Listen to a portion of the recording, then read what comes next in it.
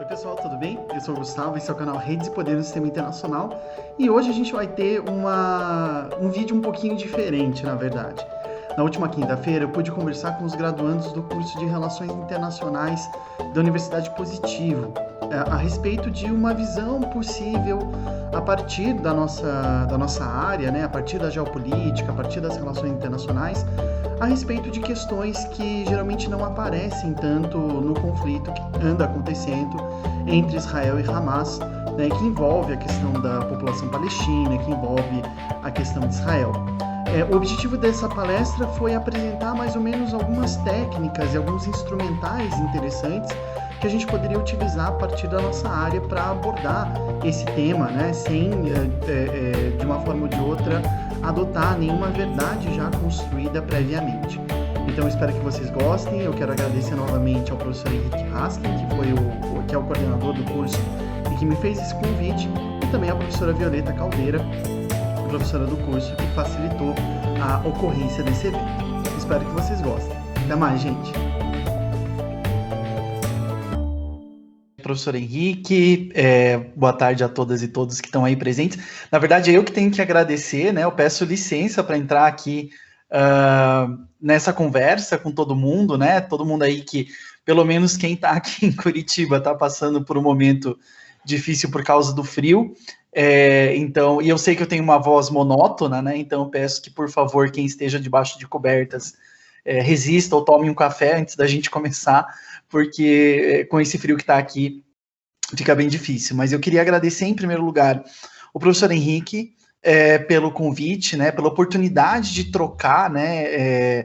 Ideias, né? De participar de um debate interessante, né? Principalmente em razão da nossa participação numa comunidade que, de uma forma ou de outra, é tão pequena, né? Que é a comunidade de relações internacionais, ou a comunidade de geopolítica, enfim, que, na verdade, a gente está construindo, né? A cada momento mais, a gente está construindo essa nova comunidade. E eu fico muito feliz de estar aqui entre colegas de profissão, né? Tanto formados como em formação, para a gente poder debater e apresentar alguns pontos interessantes, né, a respeito desse conflito, né, e como observar, talvez, essas questões a partir de algumas percepções interessantes, né, que a gente pode aprofundar e levantar de uma forma ou de outra para essa discussão. Então, eu queria falar que vocês fiquem à vontade para colocar ali comentários no chat. Eu acho que talvez, depois da gente apresentar, né, como o professor Henrique falou, a gente pode fazer as perguntas.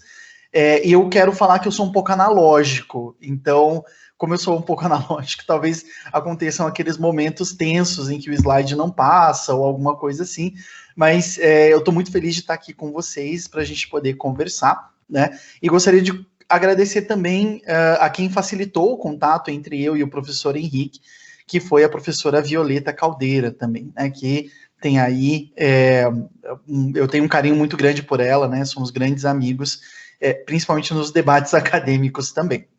Bom, pessoal, eu vou pedir só para vocês colocarem no chat se vocês estão me ouvindo bem, estão me vendo bem, até porque, como eu estou aqui pelo navegador, a colocação ali quando eu estiver apresentando, né, a minha câmera, pelo jeito, não vai continuar. Bom, é bom ver ali também alguns nominhos, né, porque enquanto estava dando aula, também acontecia isso, né, a gente vê só as iniciais ou os números do RA do pessoal, então é bom ver o nome de algumas pessoas, inclusive de alguns conhecidos e convidados que estão aí assistindo também. Então, vou começar aqui o momento tenso da projeção, que é sempre um momento difícil, né, um momento de tensão, para a gente poder conversar a respeito dessa questão e de uma proposta, na verdade, que eu fiz para o professor Henrique, quando a gente, né, de uma forma ou de outra, trouxe a discussão. Né? Eu pensei nesse título, na verdade, eu já vou tentar me justificar com relação a esse título, mas principalmente porque esses conflitos que acontecem, principalmente ali naquela região, né, ali na Palestina, ali em Israel, eles têm o condão de mais ou menos demonstrar para a gente, de uma forma ou de outra, imagens muito fortes, né? A gente enxerga, a gente tem memórias, né? Quem está na estrada aí um pouquinho a mais de tempo, né? Tem várias imagens desses conflitos, né? E acho que essa imagética é um aspecto muito importante que a gente volta e meia tenta trabalhar em relações internacionais, mas a gente às vezes não consegue muito, né? Com uma certa dificuldade, mas que representam muito do que a gente quer falar, né? Então eu começo aí, né, apresentando essa proposta, na verdade, né, essa ideia da gente tentar analisar esse conflito entre Israel e o Hamas a partir dessa lógica, né, do xadrez tridimensional da soberania, né? Eu quero tentar apresentar aqui que a gente possa analisar esse conflito a partir das lentes da geopolítica, né? E aí vocês podem perguntar, ué, mas não é geopolítica desde o começo? Já não é, né, desde o princípio uma questão geopolítica? E aí que eu quero apresentar algumas questões, eu quero apontar alguns pontos principais para a gente se questionar, na verdade, a respeito dessa geopolítica, a respeito das relações internacionais, a respeito desse conflito, né? Porque quando aconteceu, né, o convite para que eu possa vir debater com vocês a respeito desse tema, eu confesso que eu fiquei aí uns 2 dias pensando, né, no que eu poderia contribuir com essa discussão, né? Porque eu acho que quando a gente intervém, ou quando a gente faz um aviso, né? Nós, principalmente a gente que está formado aí em geografia, em relações internacionais, enfim, a gente tem uma responsabilidade acadêmica, né? E ao contrário do que algumas pessoas falam, eu não acho que a ciência ela está de uma forma ou de outra se tornando vulgar, ou as pessoas não estão dando ouvidos à ciência, né? Eu acho que, na verdade, a gente tem um peso muito grande, porque quando as pessoas falam que os professores, por exemplo, não dão conta de analisar o que está acontecendo hoje no mundo ou no Brasil como um todo, né? As instituições universitárias, na verdade, elas estão partindo do pressuposto que a gente tem capacidade para isso, né? Então, acho que tem alguns pontos importantes para a gente pensar, né? E eu confesso que eu fiquei em dúvida naquilo que eu poderia, de uma forma ou de outra, contribuir para esse debate, para essa discussão. E aí eu comecei, né, a construir a argumentação que eu queria trazer aqui para vocês, e tipicamente, né, tive uma carreira, né, não muito grande aí no curso de Relações Internacionais como professor, né, e eu sei que quando a gente convida os alunos, né, para participar de um evento e tal, sempre é muito legal quando a gente traz, né, uma fonte primária, por exemplo, né, quando a gente traz alguém que vai falar sobre a sua experiência, vai falar sobre o que está acontecendo, né, a sua visão a respeito disso, né, os alunos ficam esperando saber essas informações, né? A gente tem a sorte de, no curso de Relações Internacionais, ter muita vontade de saber sobre as coisas do mundo, né? Então, acho que isso é uma coisa muito interessante e muito importante para a gente analisar. Porém, eu não posso ser considerado fonte primária, peço desculpas para vocês, né? Porque eu não sou parte envolvida no conflito, né?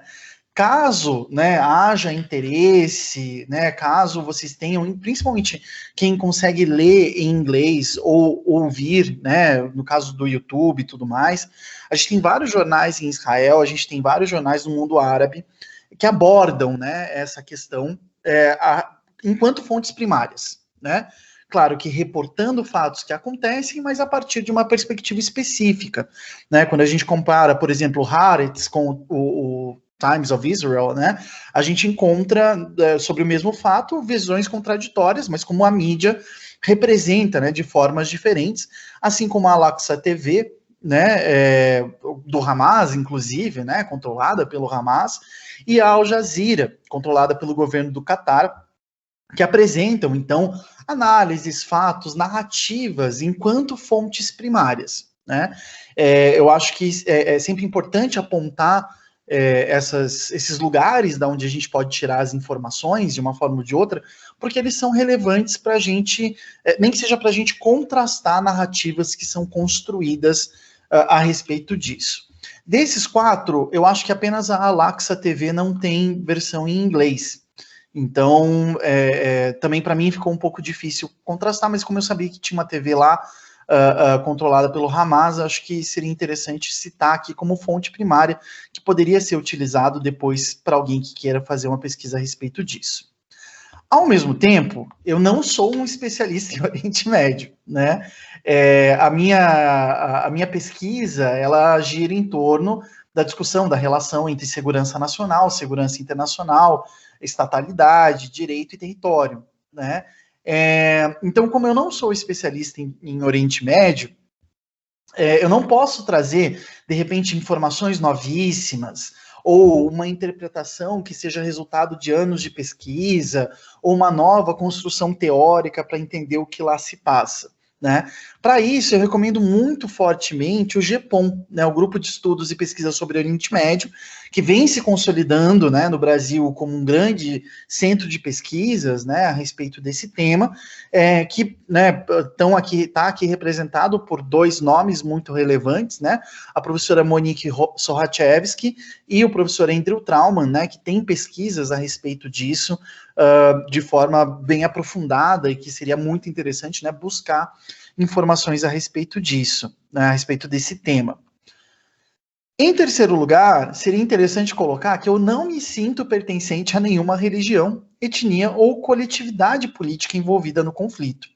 Então, infelizmente, eu não posso contribuir com algum tipo de narrativa sobre o conflito. Não posso expor experiências que eu, porventura, venha a ter, ou trazer aqui alguma verdade que defina algum tipo de julgamento último entre os diferentes grupos e indivíduos envolvidos, né?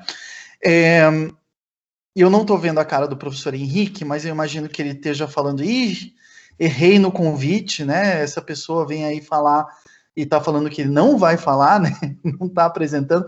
Peço desculpas ao professor Henrique por colocá-lo nessa enrascada, né? Mas eu acho interessante e importante quando a gente pensa a respeito disso, porque a pergunta que surgiu para mim foi a seguinte: bom, se eu não tenho nenhuma informação específica a respeito disso, como que eu posso contribuir, né, dentro de um curso de relações internacionais, para analisar uma situação que é tão difícil, mas que principalmente, e é algo que nós em relações internacionais, normalmente, eu convivendo com o pessoal que produz em geopolítica, posso falar para vocês, a gente descarta geralmente dos nossos cálculos, das nossas visões, das nossas percepções a respeito desses conflitos, né, o custo humano.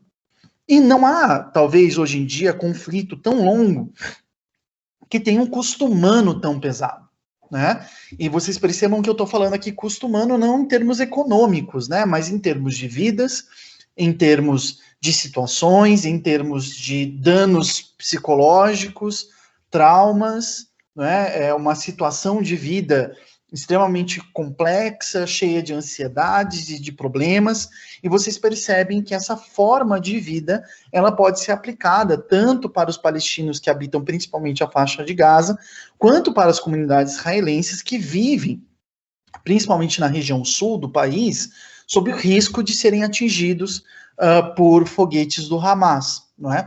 Então, essas camadas, né, essas diversas camadas, às vezes elas, assim, nos fazem desviar de algum contato, nos fazem desviar de algum tipo de análise que a gente pode ser feita, principalmente porque elas são inúmeras, né? Nós temos camadas políticas, político-institucionais, a gente poderia dizer, a gente tem camadas econômicas, culturais, religiosas, ou mesmo outras, que não se enquadram, né, nessas categorias anteriores colocadas aí, como, por exemplo, o caso das camadas psicológicas, que é um caminho que em relações internacionais a gente ainda tem que percorrer, né, que é essa conversa entre psicologia e relações internacionais, né? Aí vem a pergunta, né? Então, beleza. Então, por onde que a gente pode começar a nossa análise desse xadrez tridimensional da soberania?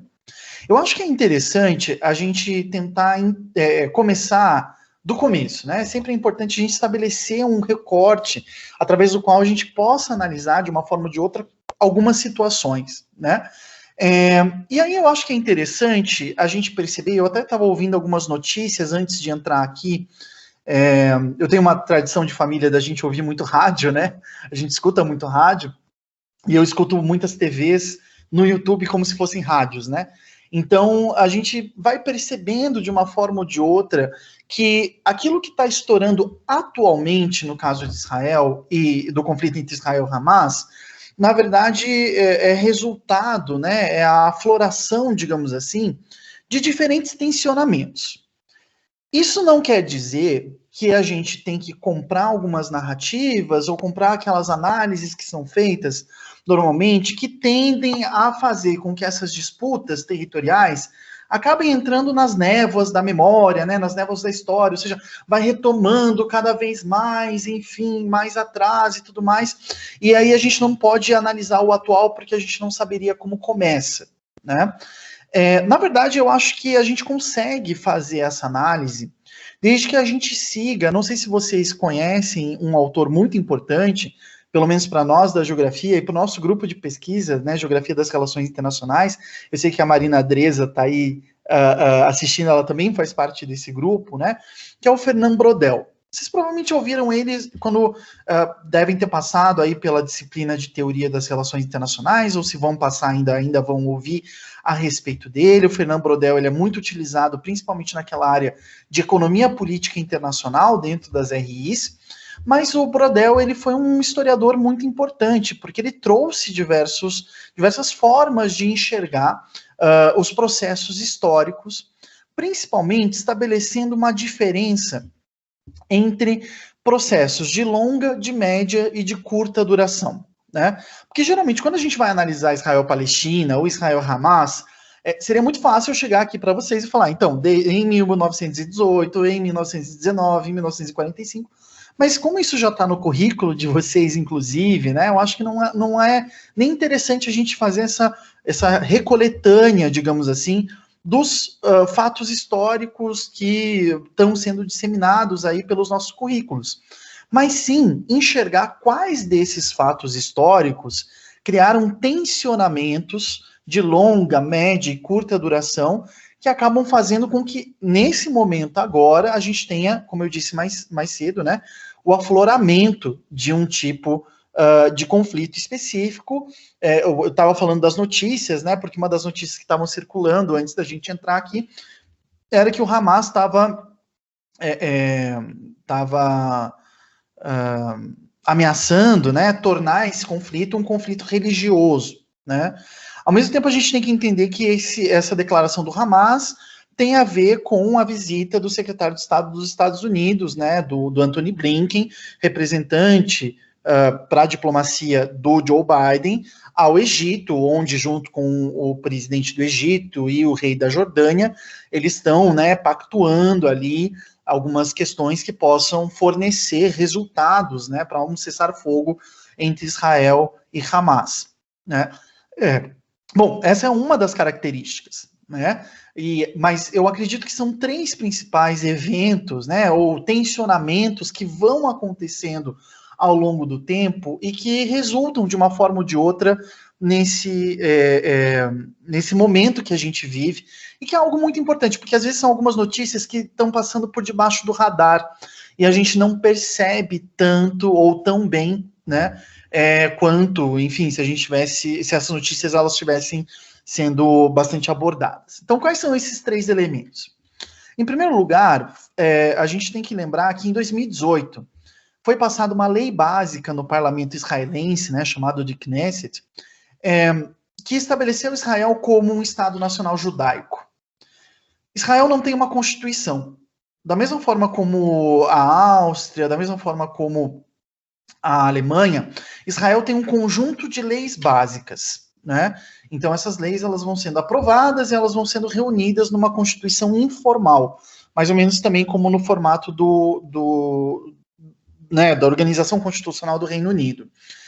Então essas leis básicas, elas não são como PECs aqui no Brasil, né? Que elas têm que ser aprovadas para serem emendadas à Constituição, alterando coisas específicas e tudo mais, mas elas formam de uma maneira ou de outra as legislações que guiam a atuação do Estado de Israel, né? O segundo elemento, então, em 2018, uma dessas leis básicas foi o estabelecimento de Israel como Estado Nacional Judaico. A segunda questão é justamente essa transição do governo dos Estados Unidos em 2020, a partir de onde vinha grande parte do apoio, não necessariamente a Israel, mas ao governo do Benjamin Netanyahu, e a formação daquilo que alguns analistas estão chamando de paradoxo Biden, né? Ou seja, como que o Biden, pós-Trump, vai reconstruir a diplomacia norte-americana, mas principalmente dando ênfase a posições que não apoiem coisas que o Trump apoiava, só que ao mesmo tempo o Trump fazia as suas jogadas de política externa para fortalecer o papel dos Estados Unidos no cenário internacional. O Biden também quer fazer isso. Como que isso afeta, se ele vai ter que fazer diferente do Trump? Enfim, isso alguns autores estão chamando de paradoxo Biden, né? Como atingir o mesmo objetivo por meios diferentes.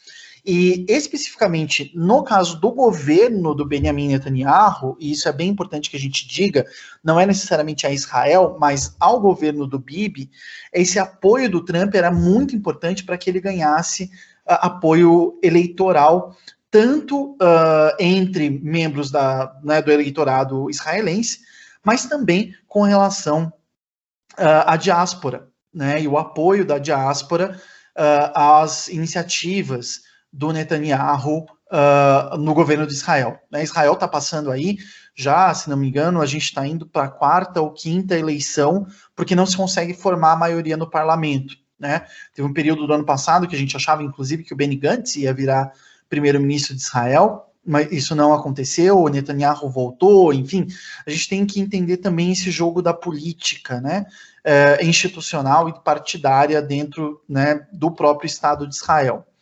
E por fim, os julgamentos a serem realizados na Suprema Corte israelense a respeito de um aspecto muito importante, que é a propriedade de imóveis em Jerusalém Oriental.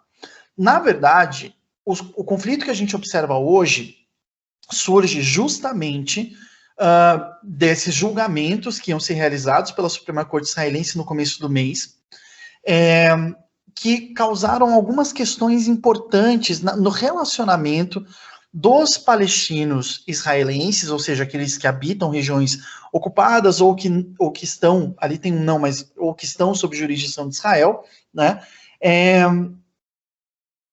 Mas que, né, não apoiavam o Hamas, né? Mas que acabaram sofrendo um tipo de violência policial, principalmente, porque foi utilizada em razão de protestos contra essas decisões que foram momentaneamente suspensas.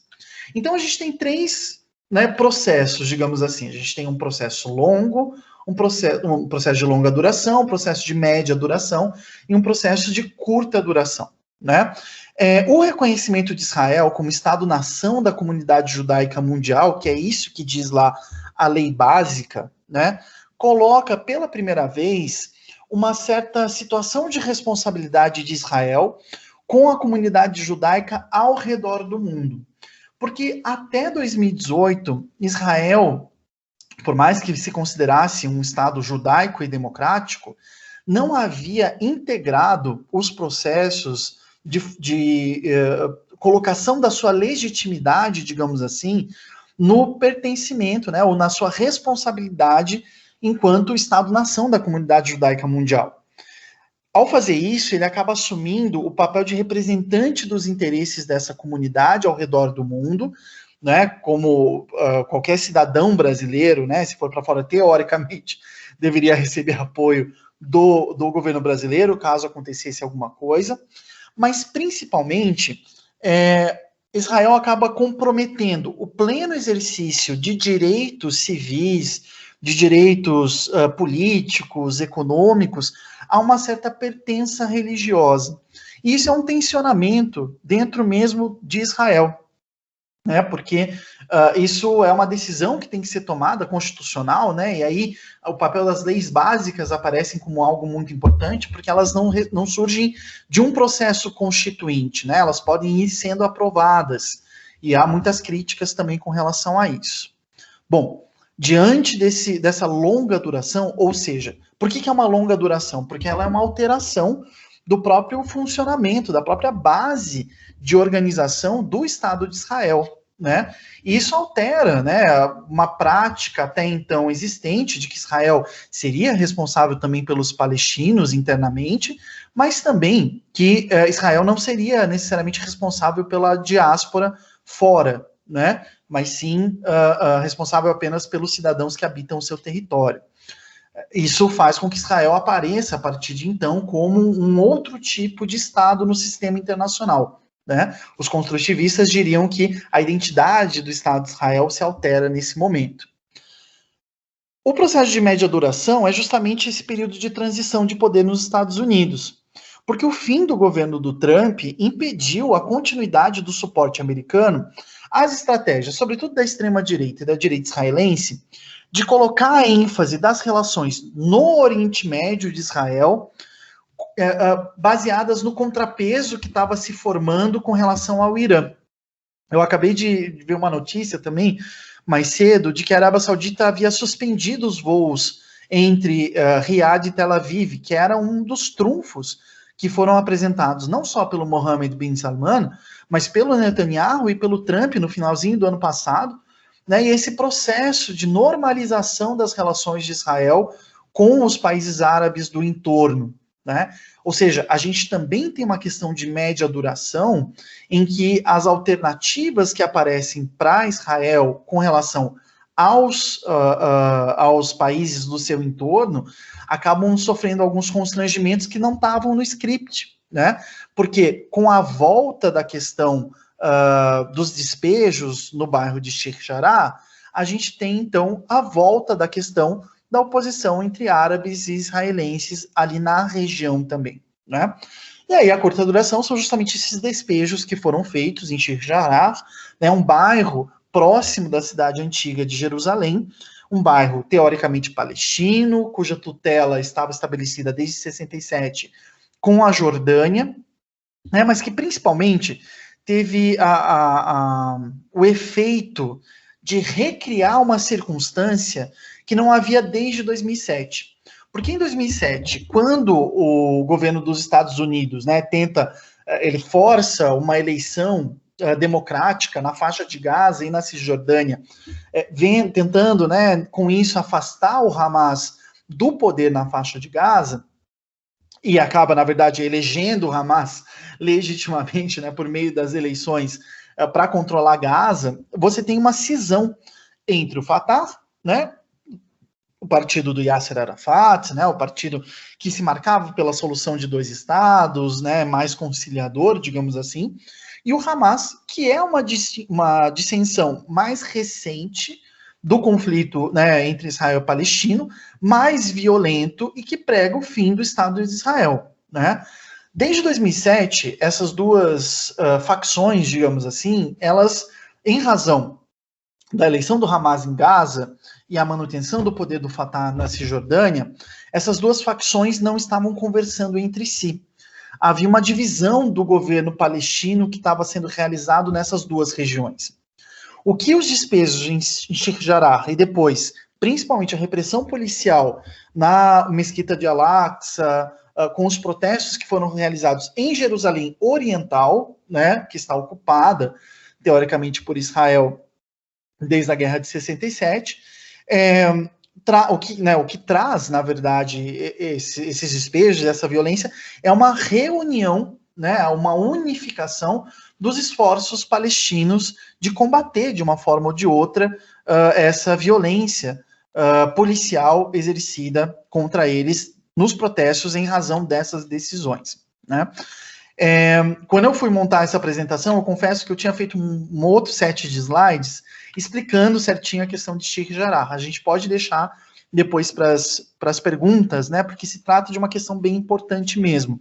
Mas são muitos detalhes. A questão é que as decisões em primeira instância tomadas por cortes inferiores em Israel, dando permissão para que associações religiosas que tinham propriedade de imóveis em Jerusalém Oriental, para que elas assumissem a propriedade desses imóveis e fossem despejados os palestinos, para nós, tem o principal efeito de recriar essa unidade palestina, que desde 2007 tinha sido dividida entre os palestinos da Cisjordânia e os palestinos de Gaza, devido a esse impasse entre o Fatah e o Hamas no governo estabelecido, né, institucionalmente nessas duas regiões.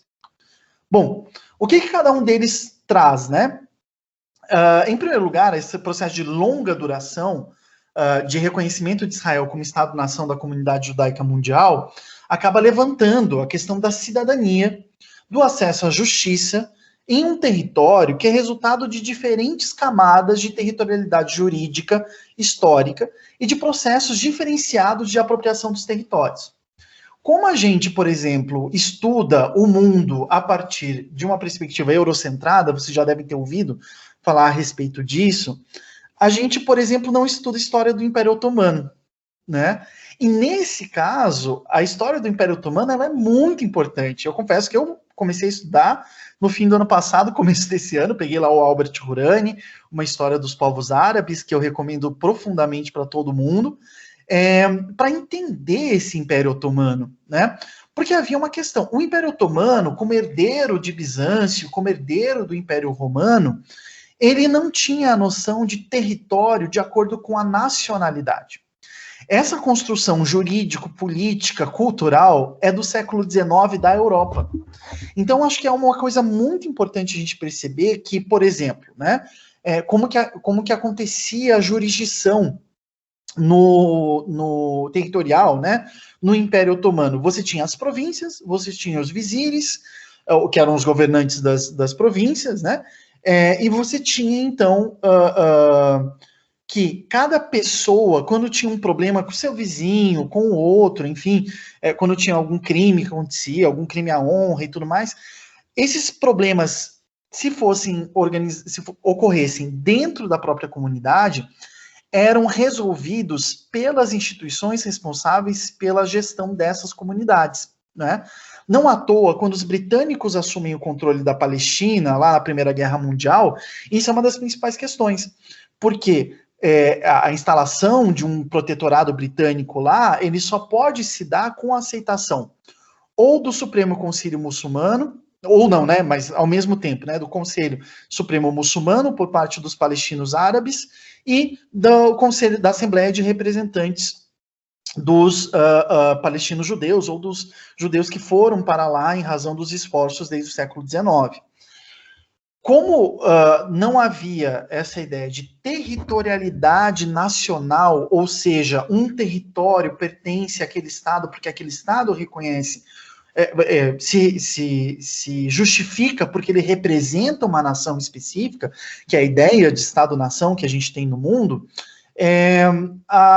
os embates, né, e a convivência podiam ocorrer de uma forma um pouco mais um pouco menos conflituosa, né? Porque não era o território que dava a ideia de jurisdição.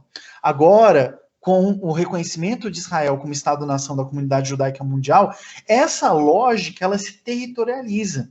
E a partir de então, o acesso à cidadania, acesso à justiça, permissão de passagem ou não passagem, ela vai estar relacionada com essa ideia de uma cidadania linkada com uma ideia de uma etnia, de uma religião, né? Então, acho que aí, por isso que a gente tem um movimento de longa duração bem importante, né? O período de transição de poder nos Estados Unidos altera as possibilidades de atuação para o governo israelense, que tem tido dificuldade de superar internamente a divisão entre os diferentes grupos sociais que compõem a base do eleitorado judaico em Israel e dos grupos de apoio às suas políticas no exterior. Não é novidade, né, que, como eu falei, né, o Benjamin Netanyahu não consegue formar governo faz muito tempo, mas isso deriva também de uma cisão cada vez maior dentro da própria sociedade israelense, entre grupos, né, mais liberais, progressistas, e grupos mais ortodoxos, né? Quando eu falo isso, eu não quero falar ortodoxos em sentido de religião, porque, por exemplo, as Forças Armadas têm uma posição extremamente ortodoxa, né? Tanto que elas têm papel constitucional, né, de decisão constitucional no sistema político israelense. Então, a gente tem essas cisões, né, que é algo que a gente não está vendo só aqui no Brasil, a gente não vê só nos Estados Unidos, está acontecendo em Israel também, e é algo para o que a gente tem que observar, né?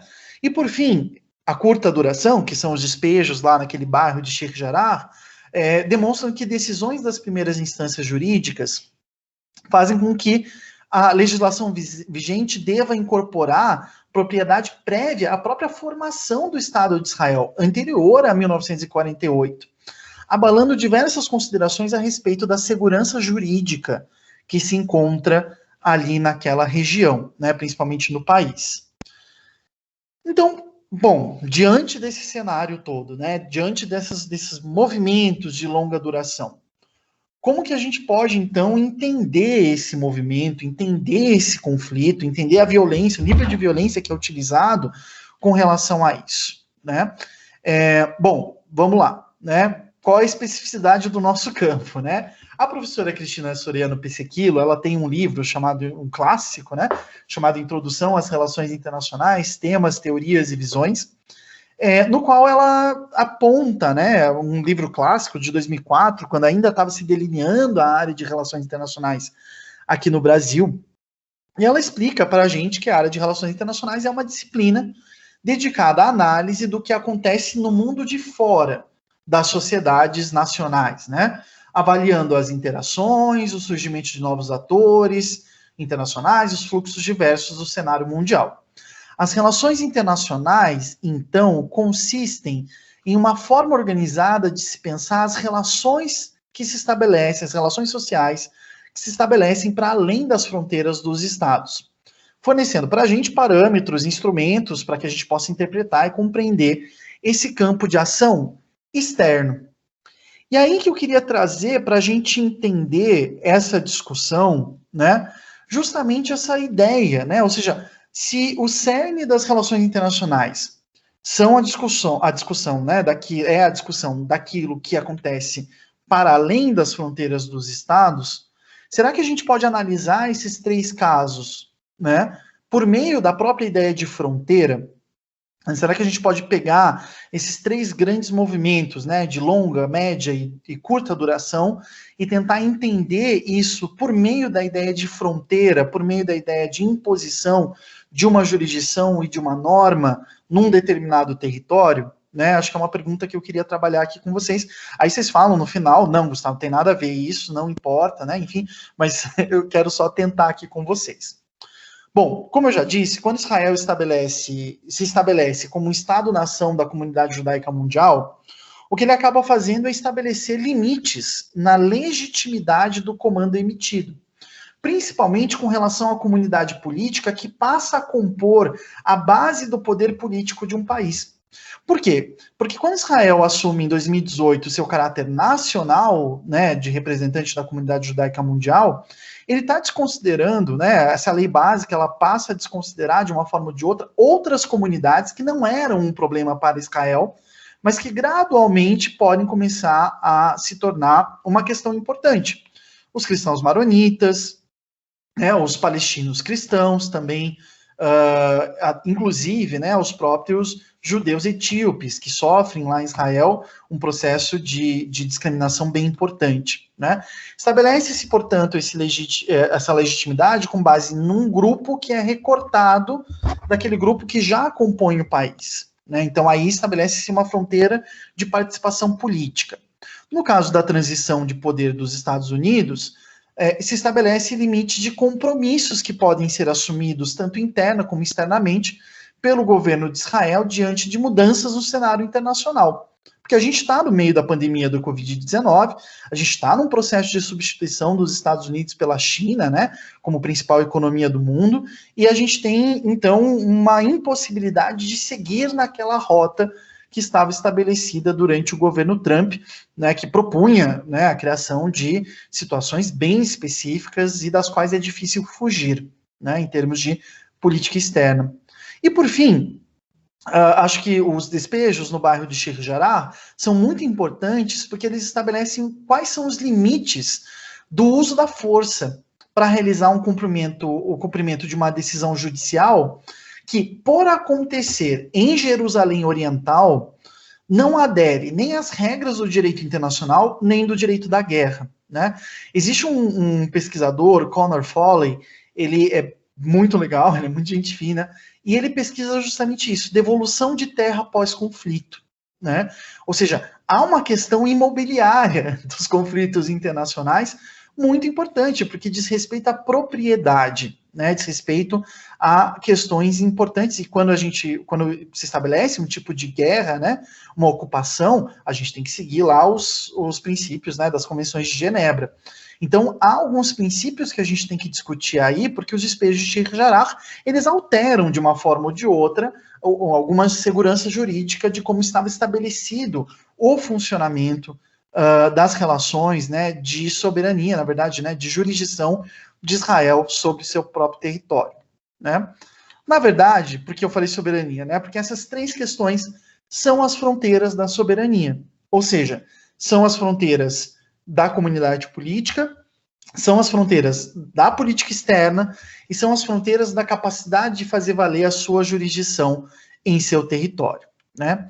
E aí, feita, né, essa tergiversação,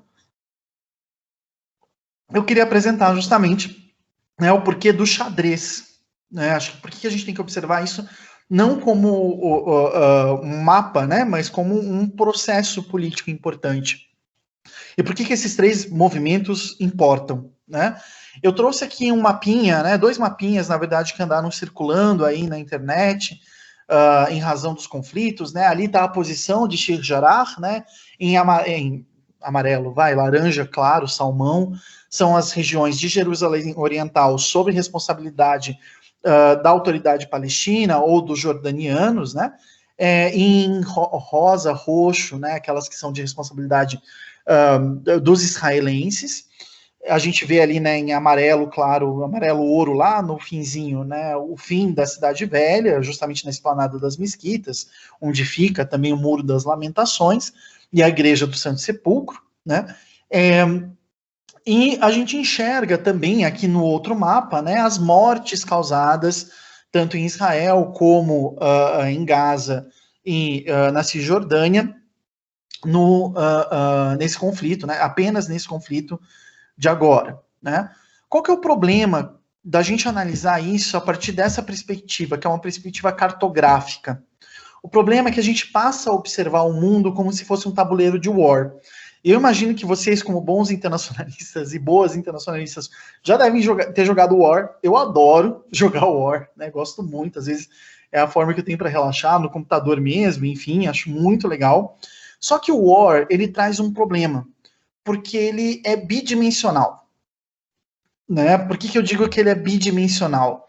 Ele apresenta o mundo literalmente como um tabuleiro, né? Não faz diferença qual é o território, né? Ao contrário de outros jogos onde cada território, né? Claro, ali tem uma questão de mais, menos exércitos, dependendo do continente e tudo mais, mas a princípio os territórios em si não valem nada. Você vai passando pelos territórios para cumprir a sua estratégia, um objetivo que te é dado, né, ali do meio do jogo, que é um jogo bem bidimensional. Inclusive, quem já jogou War 2 e não gostou, que nem eu, provavelmente não gostou porque o War 2 ele já é mais tridimensional, ele já coloca aviões no meio. E aí complica o jogo, né? O War 1 ele é mais interessante justamente porque ele é mais simples de ser jogado, né? Só que qual que é o problema? Ele é justamente bidimensional. Eu tenho algumas alternativas de um mundo, digamos assim, planificado, né? Tornado plano. A Terra plana, o War é a Terra plana, a Van la Lettre, digamos assim, antes de que isso fosse famoso, né? Diferentemente do xadrez. Né? Eu tenho que falar aqui que eu não sou enxadrista, eu não jogo xadrez, também não sou né, não acho que o xadrez é o melhor jogo do mundo, nem nada, mas a lógica de funcionamento do xadrez, ela chama muita atenção, inclusive porque na geopolítica ele é muito utilizado como metáfora, né? Muitas vezes, tanto lá na questão do grande jogo, falado pelo Halford Mackinder, até autores mais recentes, como Pedro Pesará Correia, ou o Zbigniew Brzezinski, né, no final ali na década de 80, anos 90 do século passado, usam, né, a figura do tabuleiro, usam a metáfora do xadrez para falar a respeito da geopolítica internacional, né? E por quê? Porque o xadrez, né, quando a gente observa, por exemplo, um mapa de War, é aquilo que eu estava falando, né? A gente tem algumas possibilidades, mas elas são bidimensionais. Eu vou para cá, eu vou para lá, né? Eu tenho uma sequência lógica, tanto que a galera aí que joga War provavelmente sabe que se você conquistar, né, aqui essa região, né, de Bornéu, da Indonésia e trancar a Austrália, você consegue de uma forma ou de outra, né, ter sempre resultados interessantes, porque você vai ter aí um continente à sua disposição e ganhar mais exércitos, né? Ou seja, tem uma lógica mecânica, digamos assim, o jogo. O xadrez, não é que ele não tenha uma lógica mecânica, mas ele é mais complexo, porque cada peça vai cumprir, de uma forma ou de outra, a sua característica, né? Ela tem uma característica intrínseca e ela só pode fazer algumas coisas diante do tabuleiro, né? E eu acho que isso é interessante, por quê? Porque, principalmente, isso nos apresenta, não necessariamente as alternativas, as planificações, os planos em si, mas principalmente as limitações, os compromissos que têm que ser feitos pelo jogador diante de algumas peças que recebe, ou da jogadora, né? Diante de algumas peças que recebe para atingir o seu objetivo. Sendo que o objetivo no xadrez também é muito diferente do objetivo do War. Porque o objetivo no War geralmente é a aniquilação de alguém, né? Destruir o outro inimigo, todos os exércitos do outro inimigo. Sendo que no xadrez, a busca é pela supremacia. Ou seja, você adotar posições específicas com aquelas peças que você tem disponíveis, que cheguem num tal momento em que o outro jogador ou a outra jogadora não vai ter nenhuma alternativa a não ser acatar a sua preponderância, digamos assim. Não é a eliminação, não é? Mas é a lógica de supremacia. A ideia de supremacia para nós em RI é muito cara, também em geopolítica. Mas a lógica de supremacia ela não vem sem esses compromissos, sem essa capacidade de ter à mão recursos diferentes e adotando, né, posicionando esses recursos de uma determinada maneira em que politicamente eu consiga ter algum tipo de benefício, né, para o meu país. Por isso que muitos analistas de geopolítica trabalham a ideia de xadrez, né, como algo muito importante. Pensando nisso, a gente tem que entender esses movimentos de longa, curta e média duração nessa lógica dos compromissos, nessa lógica do xadrez. E o xadrez aqui, ele é tridimensional, não como que é lá o pessoal do realismo estrutural, que tem os 3 níveis, né? O nível internacional, o nível interestatal, o nível doméstico, enfim, né?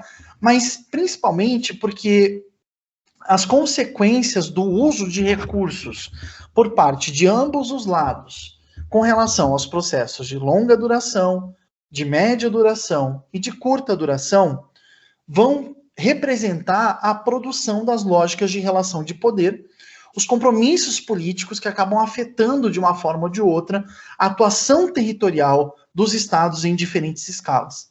Na verdade, trata-se então da geopolítica, né? Ou seja, como que o uso desses recursos, as limitações desses recursos afetam a capacidade, afetam, né? E aqui afetam não necessariamente diminuem, mas às vezes podem aumentar a capacidade de atuação territorial dos estados em diferentes escalas.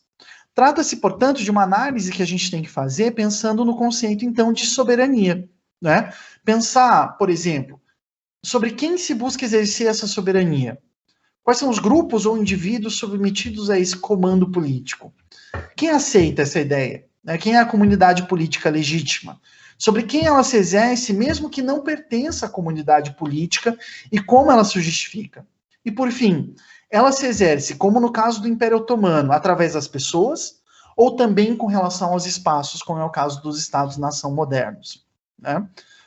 Essas questões, né, fazem com que a gente reflita as diversas questões que são levantadas pelo próprio exercício da soberania, né? A quem obedecer, como obedecer, por que obedecer, qual a justificativa da obediência, qual a relação de dependência, quais os instrumentos, qual o aspecto jurídico que está envolvido nela, né?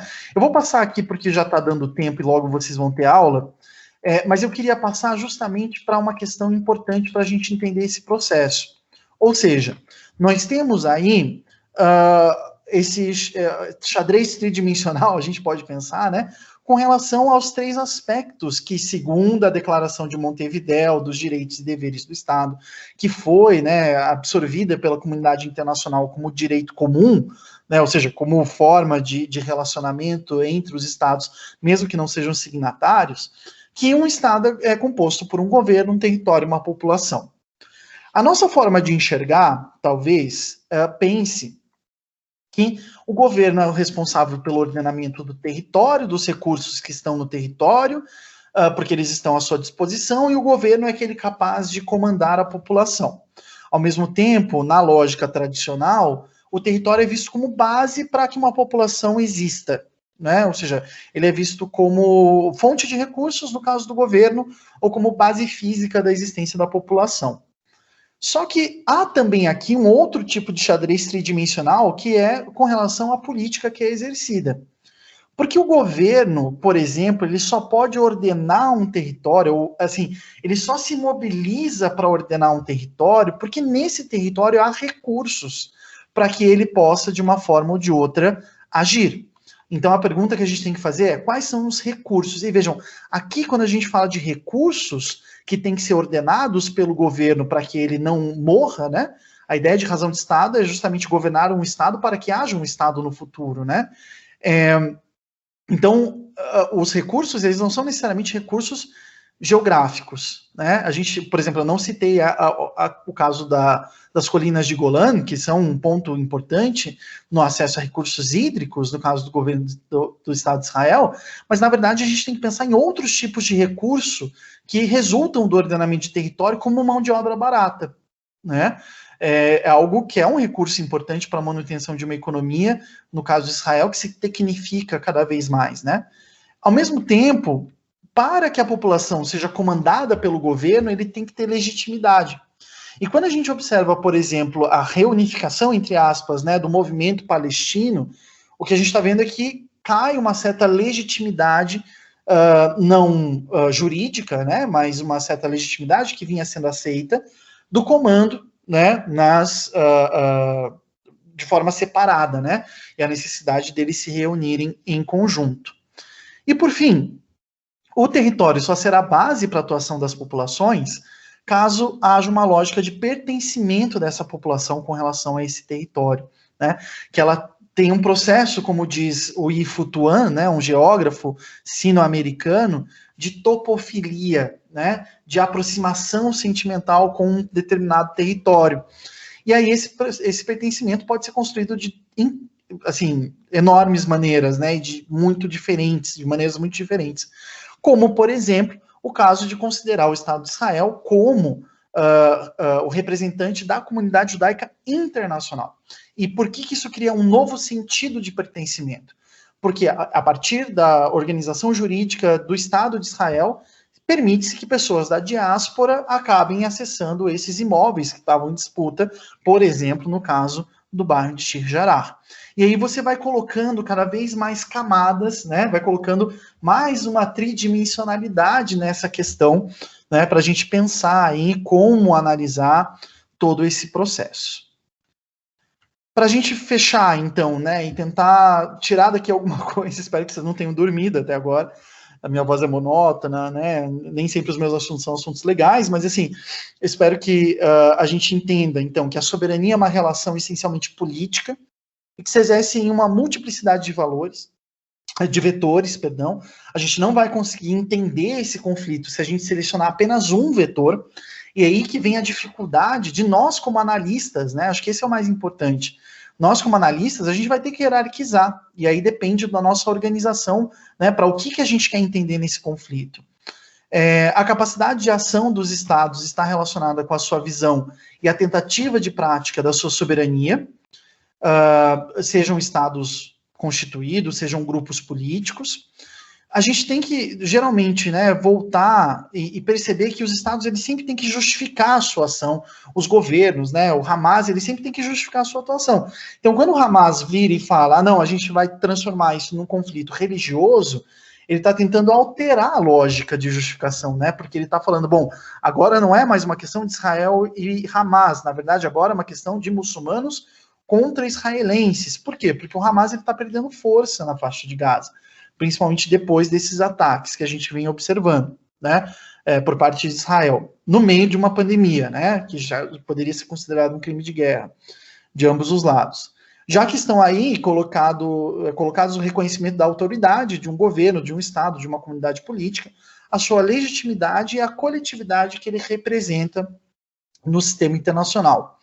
Esses parâmetros parecem permitir que a gente compreenda um pouquinho melhor os debates e esses tensionamentos, né, de médio, longo e curto prazo, que a gente observa nesse caso específico no combate entre Israel e Palestina, né, ou Israel e Hamas, mesmo que, como eu estava apontando, né, no caso de longa duração, as bases do Estado territorial moderno se alterem, né? Então, acho que esse é um ponto importante para a gente enxergar essas questões. Bom, acho que seria isso por enquanto. Eu sei que vocês devem ter muitos debates, né, muitas perguntas que vocês pretendam fazer, né? Então, acho que, professor Henrique, devido ao avançado do tempo, eu tentei correr justamente para que a gente possa chegar na parte mais legal, que não é eu ficar aqui, né, só falando, e vocês dormindo do lado de lá, mas é a gente poder conversar e discutir.